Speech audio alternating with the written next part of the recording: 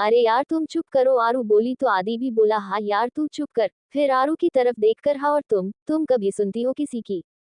बड़े आए बोलने वाले, तुम सुनते हो कभी किसी की? आरू चिढ़ती हुई बोली।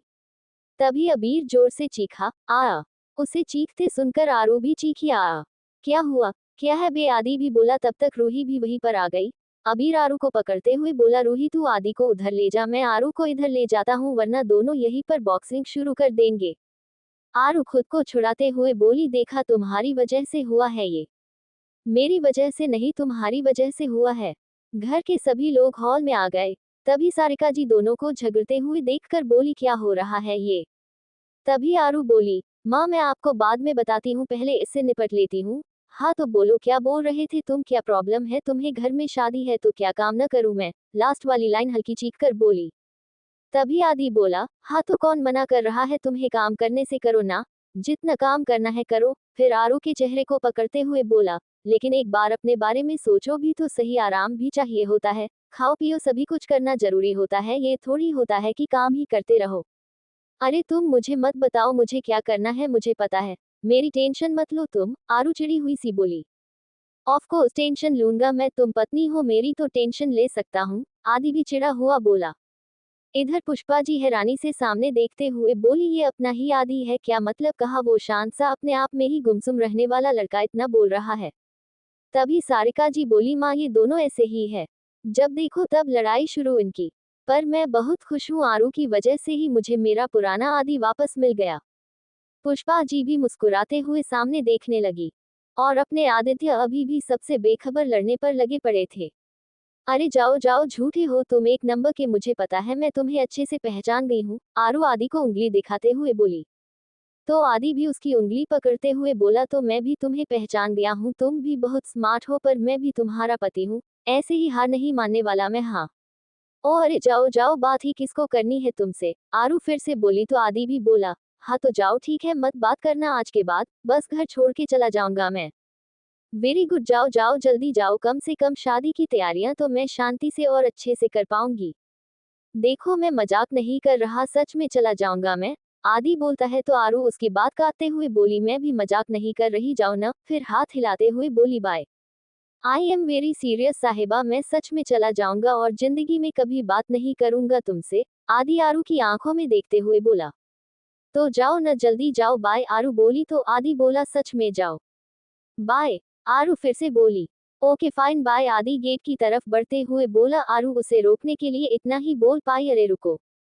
पर तब तक आदि आया और आरू को गोद में उठाकर डाइनिंग टेबल की तरफ ले जाते हुए बोला, जो भी हो पर तुम्हें खाना तो खाना ही पड़ेगा। आरू हड़बड़ाते हुए बोली, क्या कर रहे हो मिस्टर हबी, सब हमें देख रहे हैं। पर आदि को तो जैसे कोई फर्क ही नहीं पड़ रहा था। आदि आरू को वही चेयर पे बैठाता है और फिर खाना प्लेट में निकालकर उसमें से एक बाइट तोड़ते हुए आरू की तरफ बढ़ाकर बोला, खाओ इसे। आरू चुपचाप से खा लेती है क्योंकि उसकी धड़कनें काफी बड़ी हुई थी। घर में सभी उन्हें देखकर मुस्कुरा रहे थे। आदि दूसरा बाइट बढ़ाता है तो आरू बोली, तुम थोड़े काम देख लो, मैं खा लूंगी खुद से। आदि कुछ नहीं बोलता, बस चुपचाप से वो प्लेट वहां पर रखकर रूम में चला गया। आरू समझ गई कि आदि गुस्सा हो गया। थोड़ी देर बाद आरू किसी काम से रूम में आई तो आदि रूम में बैठा अपने लैपटॉप पर कुछ ईमेल्स चेक कर रहा था। आरू आई और शांति से आकर काउच पर बैठ गई। आदि ने तिरछी नजर से उसे देखा और फिर से अपना ध्यान मेल्स में लगाने लगा। गुस्सा हो? थोड़ी देर की चुप्पी के बाद आरू बोली। तो आदि ने बस न में अपना सर हिला दिया। जुबान लकवा मार गई है क्या? आरू चिढ़कर बोली। तो आदि बोला, मतलब? आरू फिर से बोली, मतलब ये कि 2.5 किलो का सर हिला सकते हो पर 250 ग्राम की जुबान नहीं हिलाई जा रही तुमसे। आदि ने लैपटॉप बंद करके रखा, फिर आरू के पास आते हुए बोला, अच्छा एक बात बताओ, किसी का साथ निभाने के लिए सबसे ज्यादा जरूरी क्या होता है? अभी ये बात कहाँ से आ गई यहाँ पर, इसका तो कोई मतलब ही नहीं है। और मेरा छोड़ो, तुम बताओ कि सबसे ज्यादा जरूरी क्या है? आरू आदि को देखते हुए बोली। तो आदि उसके पास आकर काउच पर बैठा, फिर उसके हाथों को अपने हाथों में थामते हुए बोला, साहिबा, अंडरस्टैंडिंग सबसे ज्यादा जरूरी होती है किसी भी रिश्ते को निभाने के लिए। एक बार को आपको किसी से 36 गुण न मिले, लेकिन अगर अंडरस्टैंडिंग अच्छी है तो आपका साथ जिंदगी भर सकता है, बस यही चाहिए मुझे हमारे रिश्ते में। मैं जानता हूँ यहाँ पर ऐसी कोई बात है नहीं, लेकिन बस मेरे मन में ये ख्याल आया। आरू बस आदि को देख रही थी, आदि भी आरू को देखने लगा। आरू ने एक गहरी सांस ली, फिर बोली,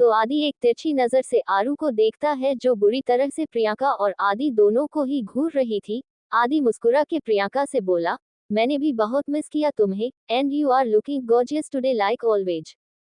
प्रियंका ने आज एक ब्लू कलर की फिटेड घुटनों से ऊपर तक की शॉर्ट ड्रेस पहनी हुई थी, जिसमें से उसके पैर दिख रहे थे। बालों को खुला छोड़ा था और हैवी मेकअप किया हुआ था, उस पे भी डार्क रेड लिपस्टिक। देखने में प्रियंका भी काफी सुंदर है, पर काफी बिगड़ी हुई है। प्रियंका मुस्कुराने लगी, फिर उसने अबीर को देखा और उसे हेलो बोला। फिर आरू और राम को देखकर बोली, तुम लोग कौन हो? आई मीन मैंने तुम दोनों को पहचाना नहीं। कोई कुछ बोलता उससे पहले ही आरू बोली, नो प्रॉब्लम, हम दोनों ने भी तुम्हें नहीं पहचाना, लेकिन फिर भी चुप है ना, तो तुम भी चुप ही रहो और उस पे ही ध्यान दो जिसके लिए तुम आई हो। फालतू में इधर उधर दिमाग चलाने की जरूरत नहीं है। और वैसे भी जो चीज ऑलरेडी कम हो उसे थोड़ा थोड़ा ही इस्तेमाल करना चाहिए, वरना पता चला कि अगर वो खत्म हो गई तो हो गया बनता धार। मतलब क्या कम है मेरे पास? प्रियंका हैरानी से बोली तो आरू झट से बोली, दिमाग। राम की हंसी छूट गई। आरू ने राम को एक नजर देखा, फिर तुरंत बात को संभालते हुए बोली, टाइम, मेरा मतलब है टाइम काफी कम है तुम्हारे पास, तुम लेट हो ना थोड़ी सी। और एक तो तुम वैसे ही लेट आई हो, और मुझे मेरी गट फीलिंग बोल रही है कि जल्दी ही चली भी जाओगी। फिर हल्के से बड़बड़ा कर बोली, वो भी बहुत बुरी तरह से अपनी हालात खराब करवा के। पर उसकी ये बात अबीर ने सुन ली, जो बहुत देर से अपनी हंसी रोक के खड़ा था। उसकी एकदम से हंसी छूट गई। आरू ने अबीर को देखा, फिर राम और अबीर दोनों का ही हाथ पकड़ के खींचते हुए अपने साथ ले गई। प्रियंका का तो मुंह खुला ही रह गया। वही आदि को भी बड़ी बुरी तरह से हंसी आ रही थी। उसने प्रियंका को वहीं पर छोड़ा और दूसरी तरफ चला गया। दूसरी तरफ आते हो आदि हंसने लगा, फिर हंसते हुए अपने आप से बोला, मतलब यार कमाल है साहिबा, तो इतना कुछ सुना के चली गई और प्रियंका को कुछ समझ में भी नहीं आने दिया। उधर दूसरी साइड आरू अबीर और राम से बोली, यार प्लान में हल्का सा चेंज है। मतलब दोनों हैरानी से बोले तो आरू बोली, मतलब ये कि बहुत शौक है ना इस चिपको फेविकॉल को चिपकने का, तो इसे परमानेंट चिपका देते हैं। दोनों हैरानी से बोले तो आरू आंख मार के बोली, तुम दोनों बस देखते जाओ। प्रियंका सामने बैठी हुई थी चेयर पे। आरू ने आसपास नजर दौड़ाई तो उसे करीब 13 साल का बच्चा दिखा, जो अपना बसेरा से आया था। फिर उसने आवाज मारी, बाबू सुन इधर आ। बाबू भाग के आया, फिर बोला, जी दीदी कहिए। आरू उसके कान में कुछ बोली और उसके हाथ में एक पैकेट दिया, तो बाबू बोला, हो जाएगा दीदी, आप बस देखती जाओ। इतना बोलकर बाबू 2 से 3 और बच्चों के पास जाकर उन्हें कुछ बोलता है, वो सब हामी भर देते हैं। बाबू उस पैकेट में से कुछ सेंटा फ्रूट च्युइंग गम निकाल के बच्चों को देता है, वो लोग उसको चबाते हैं, फिर उन्हें निकाल कर स्ट्रेच करके जाके चुपके से प्रियंका के बालों में पीछे से चिपका देते हैं। प्रियंका को कुछ भी महसूस नहीं हुआ, क्योंकि बाल खुले हुए थे। वो बाकी बच्चे चले गए, पर बाबू वहीं पर पीछे थोड़ा सा झुककर छिप गया।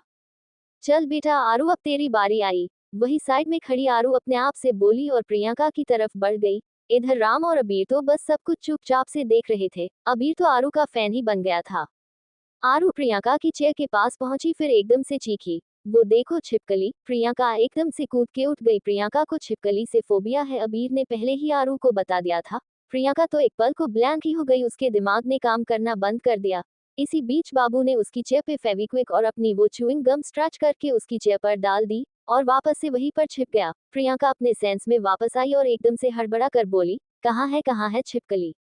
आरू प्रियंका को कंधों से पकड़कर उसी चेयर पर बैठाते हुए बोली, सॉरी, वो बस शायद मेरा वहम था, वो एक्चुअली मुझे बहुत डर लगता है ना छिपकली से। चेयर पर बैठते ही प्रियंका को कुछ अपनी पैरों पर गर्म और चिपचिपा से महसूस तो हुआ, लेकिन उसने उसे इग्नोर कर दिया। फिर प्रियंका हंसते हुए बोली, तुम मिडिल क्लास लड़कियों की न यही दिक्कत होती है, तुम लोग ये छोटे छोटे इंसेक्ट से डरते बहुत हो। वैसे तुम्हें इस पार्टी में बुलाया किसने? मतलब इतनी देसी वियर पहन रखे हैं तुमने, जरूर तुम लड़कों वालों की तरफ से ही होगी, क्योंकि आदि की फैमिली तो तुम जैसी लड़कियों को नजर भर भी न देखे, और तुम तो मैरिड लग रही हो। तुम्हारा हस्बैंड कहाँ है? दिख नहीं रहा। अरे कोई तो इस बेल बुद्धि, हमारा मतलब है बेलिन बुद्धि लड़की को बताओ कि ये किससे पंगा ले रही है। कोई समझाओ कि ये राठौर परिवार की बहू आदि की साहिबा और चौहान परिवार की बेटी से बात कर रही है, कोई मिडिल क्लास नहीं है। खैर छोड़ो, आरू खुद ही निपट लेगी इससे तो। आरू हंसी, फिर प्रियंका के कंधों पर दबाव बनाते हुए बोली, पहली बात तो हमको तुम जैसी नाजुक और मेकअप से थुपी हुई बंदरियों के मुंह लगने की आदत नहीं, लेकिन नहीं चुल मची थी तुमको तो। सुनो बे, हम कौन है, कहाँ से है और कैसे है, ये हमें तुम जैसी फेविकॉल में डूबी हुई चिकपोजियो को बताने की जरूरत नहीं है। तुम थोड़ी देर में खुद ही जान जाओगी कि हम कौन है। पर एक बात और, अब से हर एक कदम फूक फूक के रखना, हमसे कुछ छुपा नहीं है कि तुम यहाँ क्यों और किस लिए आई हो। तो हमसे जरा बच के ही रहना। और रही बात हस्बैंड से मिलवाने की, तो जब तुम्हें पता चलेगा कि हमारे हस्बैंड कौन है, सबसे ज्यादा शौक तुम्हें ही लगेगा। प्रियंका के कंधों पे जो दबाव आरू ने बनाया हुआ था वो बढ़ता ही जा रहा था। प्रियंका को काफी दर्द हो रहा था, उसके मुंह से कुछ निकल ही नहीं रहा था। वो काफी कोशिश कर रही थी कि आरू को खुद से दूर करने की, पर कोई फायदा नहीं था। ऊपर से आरू की आंखें, प्रियंका तो बेचारी काफी बुरी फंसी थी पंगा लेकर। वही अबीर और राम कुछ सुन नहीं पा रहे थे पर देख सब रहे थे। अबीर राम से बोला, आखिर हुआ क्या, ये आरू ऐसे क्यों कर रही है? तो राम हल्का सा मुस्कुराते हुए बोला, इस चिपकू फेविकॉल ने शायद अपनी औकात से ज्यादा बोल दिया होगा, तो आरू इसे इसकी औकात दिखा रही है। यार राम, अब मैं तुम्हें क्या बताऊं, मैं तो आरू का बड़ा वाला फैन ही बनता जा रहा हूँ। क्या कमाल की लड़की है ये, मतलब क्या स्टाइल है हर काम करने का। अबीर राम के कंधे पर अपनी कोनी टिकाते हुए बोला। उधर आरू से छूटने की कोशिश तो कर रही थी प्रियंका, पर कोई फायदा नहीं हो रहा था। आरू उसे देखते हुए फिर से बोली, ओ हो, क्या हुआ, नाजुक बंदरिया को छूट नहीं पा रही? चलो इतनी मशक्कत कर रही हो तो छोड़ ही देती हूँ। आरू ने उसके कंधों से हाथ हटाए तो प्रियंका ने झट अपने दोनों हाथों को क्रॉस में करके अपने कंधे पकड़ लिए। इधर आरू प्रियंका को उसकी औकात दिखा रही थी, तब तक बाबू ने नीचे घुसकर प्रियंका के सैंडल्स पर एड़ियों की तरफ फेविक्विक लगा दी, जिससे कि वो जैसे ही खड़ी होगी उसके पंजे हील्स से चिपक जाएंगे। बाबू ने अपना काम कर चुका था और आरू ने भी अच्छा खासा सबक सिखा दिया था, पर इतने से मन कहाँ भरता है आरू का। उसने अपना बोलना जारी रखा, दर्द ज्यादा हो रहा है, कोई बात नहीं, तुम हो भी इसी लायक। अब एक बात को और अच्छे से समझ लो, अपने भेजे में जो गोबर भर रखा है उसे थोड़ा इधर उधर करके जगह बनाओ। और ये बात अच्छे से याद रखना कि लड़की जो भी हो, जैसी भी हो, मिडिल क्लास, लो क्लास और हाई क्लास, अगर उसमें हिम्मत है ना, तो वो तुम जैसी न जाने कितनी लड़कियों को एक पल में सबक सिखा दे, समझी? इतना बोलकर आरू वहां से चली गई। प्रियंका भी अपने कंधों को पकड़े उठने लगी, पर उसके साथ ही वो चेयर भी उठ गई। शार्ट ड्रेस की वजह से च्युइंग गम और फेविक्विक उसके पैरों पर लगी थी। वो बहुत कोशिश कर रही थी कि चेयर से खुद को अलग कर ले, पर उसको दर्द ही हो रहा था।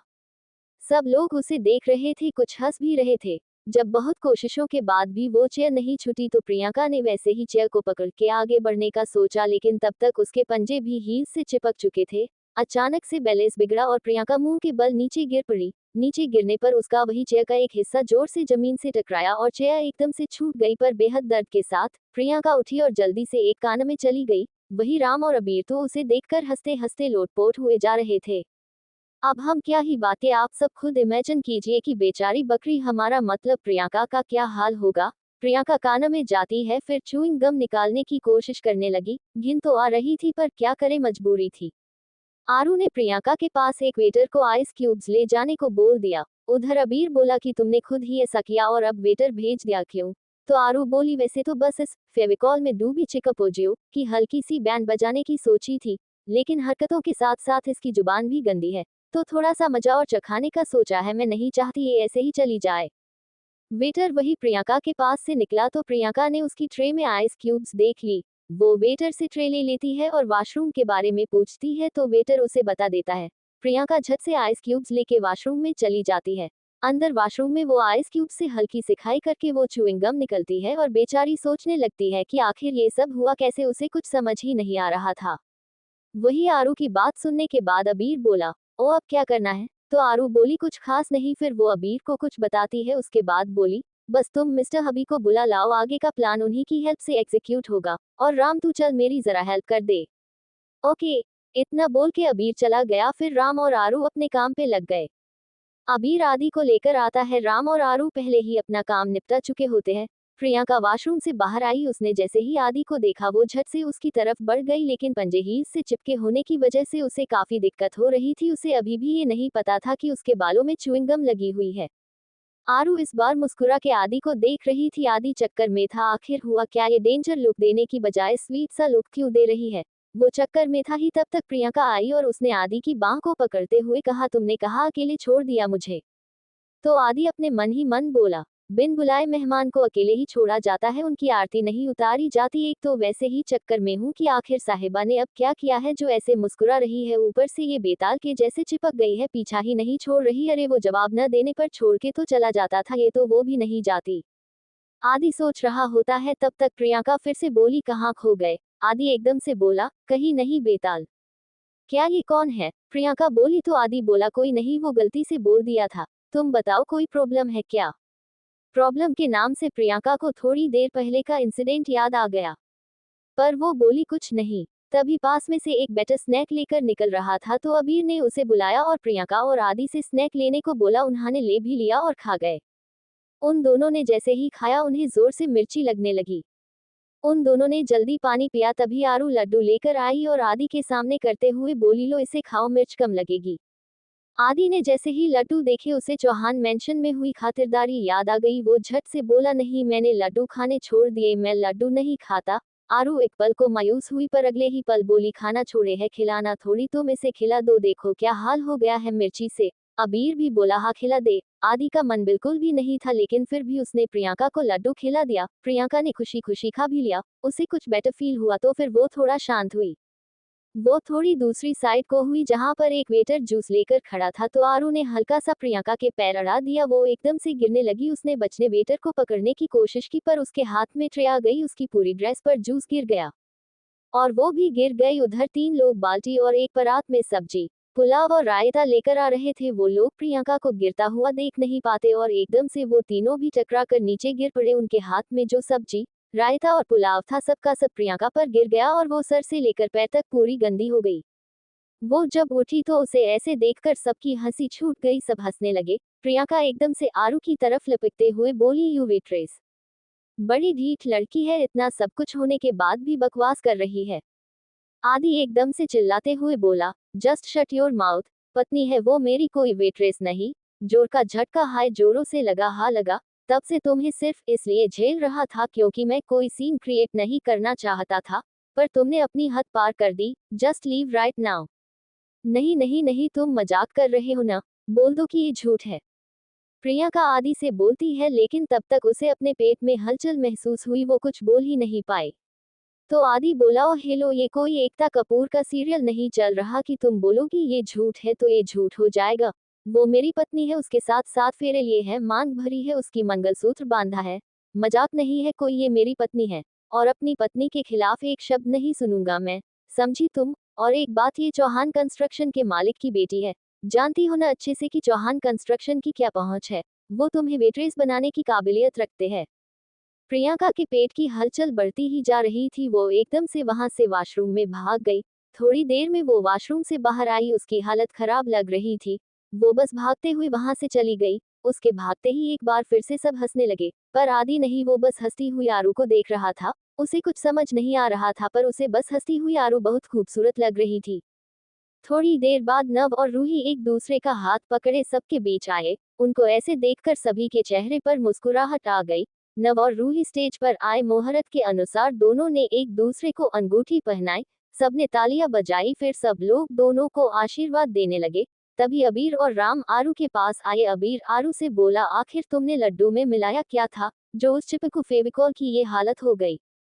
आरू हल्का सा मुस्कुराई और बोली, कुछ ज्यादा नहीं, बस जमाल घोटे की 3 गोलियां पीस के उस एक लड्डू में मिला दी।